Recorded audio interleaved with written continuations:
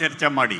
ಒಂದು ಕಿರಿಯ ಪ್ರಾಥಮಿಕ ಶಾಲೆ ಒಂದು ವೇಳೆ ಹಳ್ಳಿಯಲ್ಲಿ ಮುಚ್ಚೋದ್ರೆ ಕೇವಲ ಶಿಕ್ಷಣಕ್ಕಲ್ಲ ನಷ್ಟ ಆಗೋದು, ಒಂದು ಶೈಕ್ಷಣಿಕ ಸಂಭ್ರಮ ಹಾಳಾಗೋದರ ಜೊತೆಗೆ ಆ ಊರಲ್ಲಿ ಸ್ವಾತಂತ್ರ್ಯೋತ್ಸವ ಮಾಡೋರು ಇರೋದಿಲ್ಲ, ಆ ಊರಲ್ಲಿ ಗಣರಾಜ್ಯೋತ್ಸವ ಮಾಡೋರು ಇರೋದಿಲ್ಲ, ಆ ಊರಲ್ಲಿ ಕನ್ನಡ ರಾಜ್ಯೋತ್ಸವ ಮಾಡೋರು ಇರೋದಿಲ್ಲ, ಆ ಊರಲ್ಲಿ ಗಾಂಧಿ ಜಯಂತಿ ಮಾಡೋರು ಇರೋದಿಲ್ಲ, ಆ ಊರಲ್ಲಿ ಅಂಬೇಡ್ಕರ್ ಜಯಂತಿ ನಡೆಯೋದಿಲ್ಲ.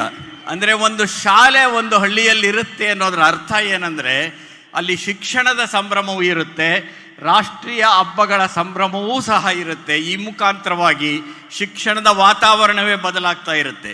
ಹಾಗಾಗಿ ನಿಜ ಸಮಸ್ಯೆಗಳಿಲ್ಲ ಅಂತ ನಾನು ಹೇಳ್ತಾನೆ ಇಲ್ಲ, ಆದರೆ ಆ ಪರಿಹಾರ ಹೇಗೆ ಅನ್ನೋದನ್ನು ಕಂಡುಹಿಡ್ಕೊಳ್ಳೋದು ಹೇಗೆ? ಒಂದು ಚರ್ಚೆ ಆರಂಭ ಆಗಬೇಕಾಗಿದೆ. ಆ ಚರ್ಚೆ ಆರಂಭ ಆಗಬೇಕು. ಸರ್ಕಾರ ಶಾಲೆ ಮುಚ್ಚದೇ ಇರ್ಬೋದು, ತಾವಾಗೇ ಮುಚ್ತಾ ಹೋಗ್ಬೋದು. ಅಂಥದ್ದೊಂದು ಸನ್ನಿವೇಶ ಸೃಷ್ಟಿ ಆಗದೆ ಇರಬೇಕಾದ್ರೆ ಚರ್ಚೆ ನಡಿಬೇಕು, ಪರಸ್ಪರ ಮಾತಾಡಬೇಕು. ಆಗ ಅಪನಂಬಿಕೆಗಳು ದೂರ ಆಗ್ತಾ ಹೋಗುತ್ತವೆ. ಶಿಕ್ಷಣಾಸಕ್ತರನ್ನು ಕರೀರಿ. ಸರ್ಕಾರಿ ಶಾಲೆಗಳಲ್ಲಿರ್ತಕ್ಕಂಥ ಅಧ್ಯಾಪಕರಿದಾರಲ್ಲ, ಯಾವುದೇ ಖಾಸಗಿ ಶಾಲೆಯ ಅಧ್ಯಾಪಕರಿಗಿಂತ ಕಡಿಮೆ ಅಲ್ಲ, ಬಹಳ ನಿಜವಾದ ಸಮರ್ಥರು ಸರ್ಕಾರಿ ಶಾಲೆಗಳಲ್ಲಿ. ಅವರು ಯಾರು ಉನ್ನತೀಕರಿಸಿದ್ದಾರೆ ಅವರನ್ನು ಕರೆದು ಮಾತಾಡಿ. ನೀವು ಪ್ರಜಾಪ್ರಭುತ್ವ ಅನ್ನೋದೇ ಸಂವಾದ, ಚರ್ಚೆ ಮತ್ತು ಚಿಂತನೆ. ಹಾಗಾಗಿ ನಾನು ಈ ವೇದಿಕೆಯ ಮೇಲಿಂದ ಹೇಳೋದಿಷ್ಟೇನೆ, ಶಿಕ್ಷಕರಿಗೆ ನೀವು ಮಾಡಿರುವ